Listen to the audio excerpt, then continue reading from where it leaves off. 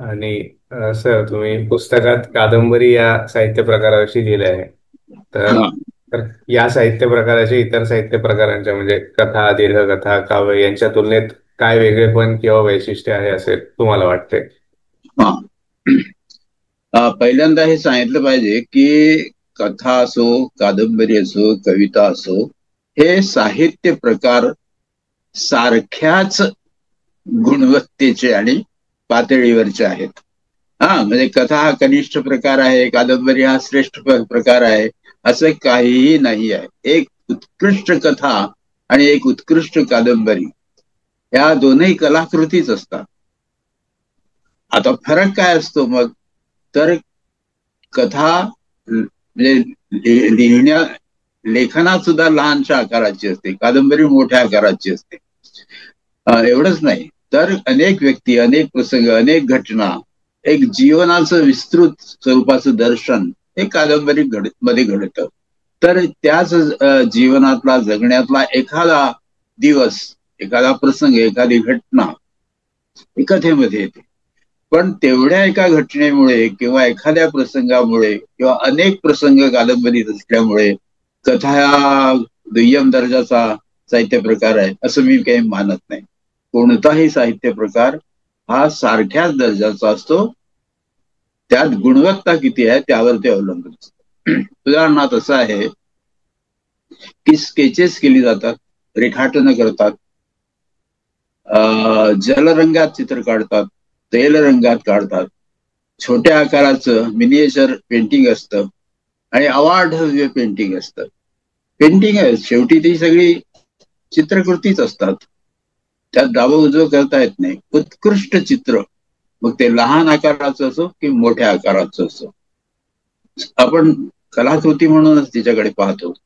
त्यामुळे कादंबरी हा प्रकार कथेहून निराळा असला, कवितेहून वेगळा असला, तरी सुद्धा त्या कादंबरीच्या गुणवत्तेनुसार आपण ती कादंबरी चांगली किंवा श्रेष्ठ असं ठरवत असतो.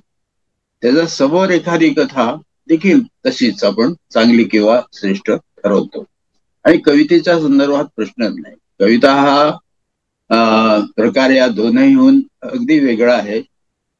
त्याची उत्कटता जी आहे ती कथा कादंबरीच्या निवेदन प्रधान अशा वाङ्मय प्रकारामुळे ती शैली वेगळी आहे, तिची रचना पद्धती वेगळी आहे. पण कविता ही सहज पणे वाचता येते, तशी ती सहजपणे सुचते तसं नव्हे. आणि कविता सुद्धा लहान मोठ्या आजकाल दीर्घ कविता पुष्कळ लिहिल्या गेलेल्या आहेत का. आणि या सगळ्या दीर्घ कविता लिहित असताना कवितेविषयीच्या सुद्धा सांकेतिक समजुती ज्या होत्या त्या नाहीशा झालेल्या आहेत. कविताही दीर्घ असू शकते, त्यातही अनेक प्रसंग किंवा घटना असू शकतात, त्याविषयीचं चिंतन असू शकतं. केवळ भावनाच नाही तर विचारही असू शकतात. या दृष्टीनं तो एक मोठा समृद्ध असा साहित्य प्रकार आपण पाहतो. तर मला असं वाटतं की या सर्व साहित्य प्रकारांची स्वतःची वेगवेगळी वैशिष्ट्ये असली तरी कलाकृती म्हणून त्याच्याकडे आपण जेव्हा पाहतो तेव्हा तिथे कमी जास्त, श्रेष्ठ कनिष्ठ असं काही ठरवता येत नाही. आणि सर, तुम्ही पुस्तकात कादंबरी हा साहित्य प्रकार इंग्रजी भाषेतील कादंबऱ्यांच्या अनुकरणातून आला हा. असे म्हटले हा. आहे. तर असे तुम्हाला काय वाटते म्हणजे? हा, ते असं आहे की जसं मगाशी मी कथेविषयी सांगितलं की आपल्या काळी आपल्या देशात, आपल्या एकंदरीत संस्कृतीमध्ये कथा फार प्राचीन काळापासून आहे. पण कादंबरी मात्र नाही. कादंबरी हा वाङ्मय प्रकार पाश्चात्य साहित्य क्षेत्रात सुद्धा उशिराच उगवला. समाज चित्रण करण्यासाठी जो काही रूपबंध त्यांनी शोधला त्याला पुढे कादंबरी असं म्हटलं गेलं, म्हणजे तिकडे नॉव्हेल म्हटलं गेलं. आपल्याकडे कादंबरी, कारण कादंबरी हे संस्कृत मध्ये लिहिलं गेलेलं एक प्रदीर्घ असं लेखन होतं. तर असं वाटलं लोकांना की आपल्या नव्या प्रकाराला कादंबरी नाव देऊया. दुसरीकडे उपन्यास नाव आहे, म्हणजे कादंबरीचं सुद्धा एकच नाव भारतीय भाषामध्ये आहे असं दिसत नाही आपल्याला. तर खरोखरच असं ऐतिहासिक वाटचाल जेव्हा आपण पाहायला लागतो तेव्हा असं दिसतं की पाश्चात्य कादंबऱ्यांच्या प्रभावातून मराठीमध्ये कादंबरी लिहिली गेली. म्हणजे त्या प्रभावाच्या संदर्भात असं म्हटलं जातं की कुणाचा प्रभाव पडावा तर रेनाल्ड सारख्या वाचकप्रिय अशा कादंबरीकाराचा हरिभाऊंवर प्रभाव पडला असं म्हटलं गेलं. पण तसं नाही आहे. हरिभाऊंचं वाचन विस्तृत स्वरूपाचं होतं, कारण त्या काळामध्ये हे सगळे लोक अतिशय चांगलं असं वाचन करत असत, ती पुस्तकं मिळवत असत. त्यातल्या त्यात राजवाडे यांनी मात्र इंग्लिश कादंबऱ्यापेक्षा फ्रेंच कादंबऱ्यांचा दर्जा अधिक वरचा आहे असं म्हटलं होतं. तर थोडक्यात आपल्याकडे या ज्या काही ही कादंबरी नावाचा जो काही रूपबंध आहे तो पाश्चात्य कादंबऱ्यांच्या वाचनामधूनच आलेला आहे, यात काहीच शंका नाही. कारण पूर्वी आपल्याकडे कादंबरी नव्हती, त्यामुळे हा अगदी नवा अलीकडचा असा हा वाङ्मय प्रकार आहे. तर त्यामध्ये आधी सुरुवातीला गोष्ट असायची, गुंतागुंत निर्घाट उकल या पद्धतीनं कादंबरी तयार केली जायची. पण कोसलापासून आपण पाहतो की कादंबरीचं रूप अगदी बदलून गेलेलं आहे, वेगळी. या कादंबरीला नायक नायिका खलनायक असं काही प्रकार नाही आहे. एका व्यक्तीचं आत्मवृत्तच आहे, पण त्यामध्ये अनेक माणसं, तो काळ, तो समाज, त्यातल्या चालीरीती, समजुती, या सगळ्या गोष्टी तिथे आलेल्या आपल्याला दिसतात, आणि एक जीवनविषयक दृष्टिकोन सुद्धा.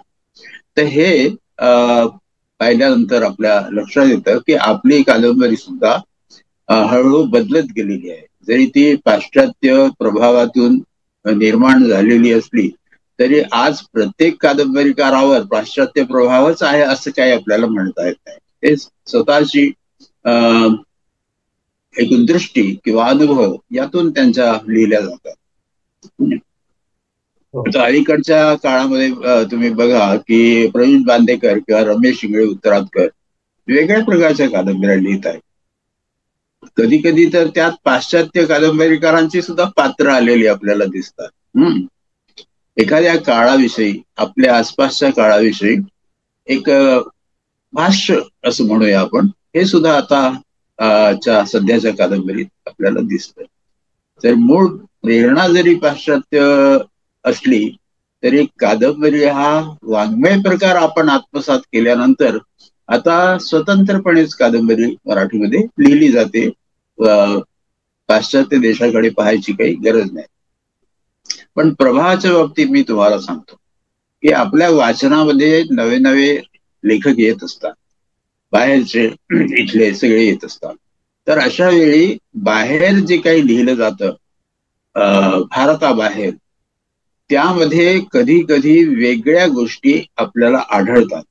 म्हणजे सांगण्याची एक पद्धती काहीतरी वेगळी असू शकते. म्हणजे जसं मार्केटने म्हटलं की मेटामॉर्फोसिस मधलं पहिलं वाक्य वाचल्याबरोबर मी उडालो, आणि असंही लिहिलं जाऊ शकतं हे मला कळलं. तसंच सांगायचं म्हणजे मार्केटच्या किंवा लॅटिन अमेरिकन लेखकांच्या कादंबऱ्या वाचल्यानंतर जर आपल्या लेखकांना अरे हो या पद्धतीनेही सांगितलं जाऊ शकतं असं वाटतं, तर त्यात काही आश्चर्य नाही किंवा चूकही आहे असं नाही. हे काही अनुकरण नसतं, त्या दिशा असतात, त्या दिसतात आपल्याला. तर आज आपण असं म्हणूया की मराठीमध्ये स्वतंत्र कादंबरी लिहिली जाते. पाश्चात्य प्रभावामधून ती आलेली आहे असं नाही, पण सांगण्याचे जे काही प्रकार असतात ते प्रकार आपण हळूहळू आत्मसात करत चाललो आहोत, आणि त्या पद्धतीनं लिहिली जाते कादंबरी. तर ही कादंबरीची गोष्ट म्हणून आहे रमेश इंगळे उत्तरातकर यांची. ते एखादी कादंबरी कशी घडत जाते आणि त्याच वेळी माणसांचं आयुष्य कसं व्यतीत होतं त्या विशिष्ट काळामध्ये, या दोन गोष्टी इतक्या चांगल्या रीतीने त्याने गुंफलेल्या आहेत की ती नुसती कादंबरीची गोष्ट राहत नाही. ती गोष्ट ज्या संदर्भात आहे, जो करोना काळ आहे, त्यातलं माणसांचं जगणं आहे, मरणं आहे, ह्या सगळ्या गोष्टी कादंबरीच्या संदर्भात प्रश्न विचारत सांगितल्या गेले आहे. त्यामुळे कादंबरीचं रूप आता बदललं आहे, बदलत गेलेलं आहे. ते हरिभाऊच्या काळामध्ये जशी लिहिली जात होती तशीच नाही. पण कधी कधी हाही एक प्रयोग असू शकतो की त्या जुन्या शैलीमध्ये कादंबरी लिहावी. असो तर पाश्चात्य प्रभावातून आलेला असला तरी आता तो स्वतंत्र मराठी साहित्य प्रकार आहे असंच आपण म्हणू. हो. आणि सर, तुम्ही म्हणजे असं एके ठिकाणी लिहिलं आहे की समाजाला वाईट दिवस आले की कादंबरीला चांगले दिवस येतात. हा. याबद्दल सांगू शकाल का? नाही नाही, ते काय, ते असं आहे, गंभीरपणे सांगायचं तर ते वाक्य खरं आहे. कारण काय, माणसांची दुःख हा लेखकांचा जवळचा विषय असतो. म्हणजे माणसांची, समाजात राहणाऱ्या लोक, हाल भोगणाऱ्यांची, कष्ट भोगणाऱ्यांची, यातना सहन करणाऱ्यांची कहाणी लिहिली पाहिजे, त्यांची दुःख सांगितली पाहिजे, हे कोणत्याही लेखकाला वाटत असतं. त्यामुळे जेव्हा वाईट परिस्थिती असते, माणसं अन्यायाने पिचलेली असतात, दुःखाने गांजलेली असतात, अशा वेळी कादंबरीसारखा वाङ्मय प्रकार हा खरोखरच बहरतोच म्हणून. तर हे समाजामध्ये जर सगळं काही व्यवस्थित असलं, लोक स्वस्थ आणि सुखी असले, तर मग त्या प्रकारची कादंबरी लिहिली जाईल आणि त्यात फार काही रस लोकांना असेल असं नाही. मग वेगवेगळ्या युक्त्या प्रयुक्त्या तिथे कराव्या लागतात. परंतु जेव्हा माणसांच्या परिस्थितीला हे लेखक जाऊन पोचतात, त्या परिस्थितीचं आकलन करून घेण्याचा प्रयत्न करतात, तेव्हा निश्चितपणे वेगळी आणि चांगली कलाकृती निर्माण होत असते. त्यामुळे हे जरा आयरनीच आहे. पण समाज दुःखात असला, संकटात असला, यातनेत असला की साहित्य प्रकाराला बहर येतो, हे तेवढंच खरं आहे. आणि सर, म्हणजे तुम्हाला काय वाटतं की साहित्याचं समाजासाठी काय महत्व असतं असं तुम्हाला वाटतं? की हा? साहित्याचं समाजासाठी काय महत्व असतं असं तुम्हाला वाटतं की? नाही, हा प्रश्न कठीणच आहे. म्हणजे याचं उत्तर नेमके काय असू शकतं. कारण लोकांना वाचायला आवडतं, गोष्टी वाचाव्याशा वाटत असतात, लोकांचं दुःख समजून घ्यावं हेही वाटत असतं. पण अशा प्रकारच्या लेखनाचा खरोखर काही परिणाम होतो का, म्हणजे व्यक्तीवर, समाजावर, हा एक प्रश्नच आहे. पण असं म्हणूया आपण की ज्या ते लोकांना हे आपण वाचलं पाहिजे, समजून घेतलं पाहिजे असं वाटतं, त्या हळूहळू अंशांशाने का होईना हा आपला समाज कसा आहे हे त्यांना कळत असणार. आणि तो कधी ना कधी व्यक्तही होत असेल. एकदम एखाद्या गोष्टीचा परिणाम झाला आणि तो परिणाम दिसला असं साहित्याच्या बाबतीत होत नाही. म्हणजे एकीकडे आपण संत साहित्यापासून आपल्या महाराष्ट्रात साहित्य आहे, पण त्यामुळे माणसं फार सुधारली एकदम असं काही दिसत नाही आपल्याला. पण त्याचबरोबर आपण ते साहित्य किती श्रेष्ठ आहे हे अनुभवत असतो. पदोपदी लोक त्याचे दाखले देत असतात, उदाहरणं सांगत असतात, वचन पाठ असतात. याचा अर्थ काही ना काही परिणाम माणसाच्या मनावर होतो.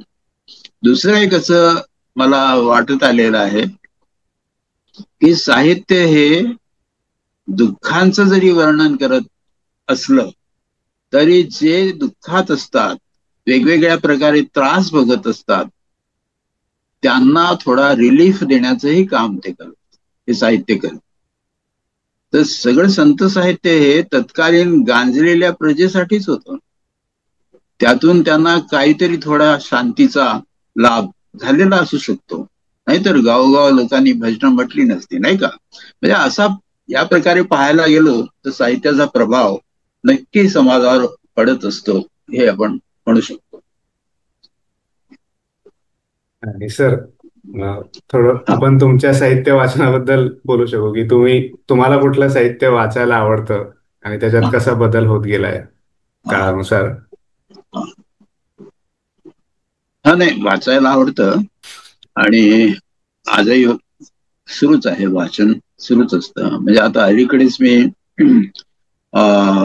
पीटर्सबर्गचा उस्ताद हे अवधूत डोंगरे यांनी भाषांतरित केलेली कादंबरी वाचली. हो. बघा ना आता तुम्ही की ह्या कादंबरीमध्ये जे मुख्य पात्र आहे ते कोण आहे? दस्तयेव्स्की आहे.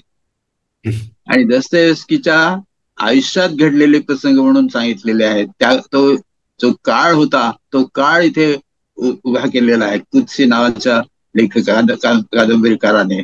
म्हणजे किती वेगळ्या प्रकारे एखादा लेखक पाहत असतो की तो विशिष्ट लेखक महत्वाचा असा रशियन लेखक ज्याने क्राईम अँड पनिशमेंट, ब्रदर्स कारामाझोव सारख्या कादंबऱ्या लिहिल्या, त्या लेखकाला इथे आपण प्रोजेक्ट करतो आहोत, इथे या कादंबरीमध्ये आणतो आहोत.